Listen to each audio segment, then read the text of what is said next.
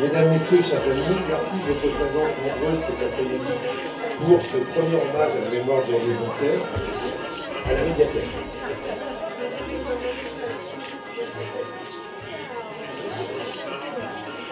C'est un monde étrange que celui de la paysannerie.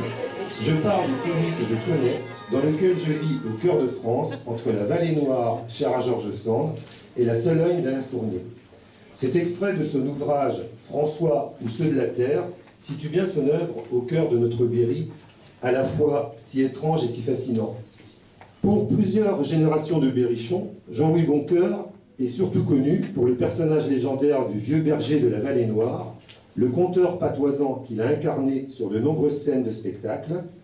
On connaît beaucoup moins les autres aspects de sa personnalité créatrice, son œuvre artistique et littéraire multiforme qui reste encore à découvrir. Moi, j'ai été stupéfait du premier petit tour que je viens de faire, de la qualité à la fois en peinture, à la fois en dessin, en gravure. C'est un homme qui avait vraiment énormément de qualité artistique. Je suis venu au monde les pieds au devant, tout en pensée, frein pour le reste. En place de cervelle, un peu de vent, une tête d'épingle, une paire de fesses, ça fait que la moitié d'un chrétien. Mon Dieu Seigneur, il sera bordingue, puis allez ma mère, la pauvre bougresse. Voyez bien qu'il n'est pas fini. Ils l'appelleront le dordé de cheville. Dordé de cheville. C'est ma sornette. Ça me chausse tel comme une paire de gants. Je sors de cheville et puis je suis bête. Me voilà baptisé pour l'OTAN. Ah, puis je suis connu comme le loup blanc. Il y a eu des rois dans l'histoire, des phénomènes sur toutes les foires. Il y a notre président à Paris, chez nous autres, il y a quel dordé de cheville. Dordé de cheville. J'aime la bournille et la poussière. Je m'en vais, fouinant sur l'accotement, 4 pas en arrière, et 3 devant. Le personnage de Jean-Louis Boncoeur, vieux bonhomme sentencieux, si politiquement correct, a donné à mon père sa célébrité. Au One Match Show, je préfère le temps où Édouard Lévesque entraînait un rassemblement hétérogène de fonctionnaires, d'enseignants, de commerçants, d'artisans de la Châtre. Le flux de l'Exode a déposé de nouveaux artistes. Édouard Lévesque prend alors son plaisir à mettre en œuvre des spectacles nobades de sa bande multicolore et déjantée, digne de l'imagination de Kusturica. À l'entracte du spectacle, Édouard Lévesque assure la liaison entre la partie Paris et la partie Berry, par une prestation à multiples visages. Comique troupier, fantaisiste marseillais ou parisien, un berrichon, diseur des écrits de Martel ou de Nigon, avant de se prendre au jeu d'écrire ses propres textes et de les jouer.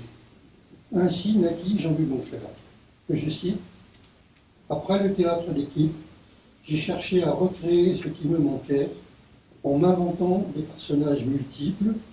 Je ne soliloque pas, mais je dialogue avec des personnages qui sont tout de même moi, et je leur donne la réplique. »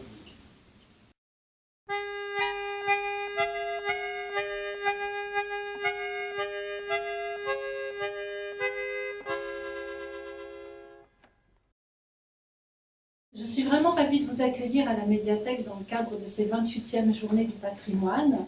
N'y avait-il pas là plus belle occasion que d'y apporter la voix de Jean-Louis Boncoeur, dont nous fêtons cette année le centenaire de la naissance. Si le plus souvent ce dernier est d'abord connu comme conteur et collecteur des traditions berrichonnes, vous allez ainsi découvrir la diversité de ses talents et de ses engouements, comme l'ont signalé M. Giton et M. Lévesque.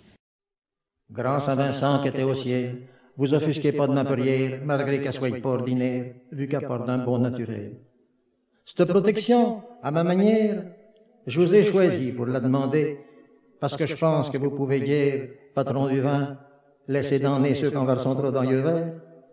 Et puis j'ai pensé en même temps que ça peut bien se faire, ça m'imagine, puisqu'on fait pour le mal dedans une prière à Sainte-Apolline, brûler des cierges à Saint-Aignan pour guérir du tournis des cheveux, Saint-Laurent protège bien du feu, le bon Saint-Loup ceux-là qui sont peureux, Saint-Claude ceux-là qui l'ont boiteux, Saint-Firmin ceux-là qui ont la fièvre, Saint-Hubert ceux-là qui chassent son lièvre. Pourquoi tu serais pas Saint-Vincent, pour ceux-là que bevons yeux Vincent, sans yeux, comme autant des bons moines. On donne 2 sous à Saint-Antoine pour retrouver ce qu'on a perdu. Pourquoi donc il n'y aurait pas de prière pour ceux-là qu'à votre but?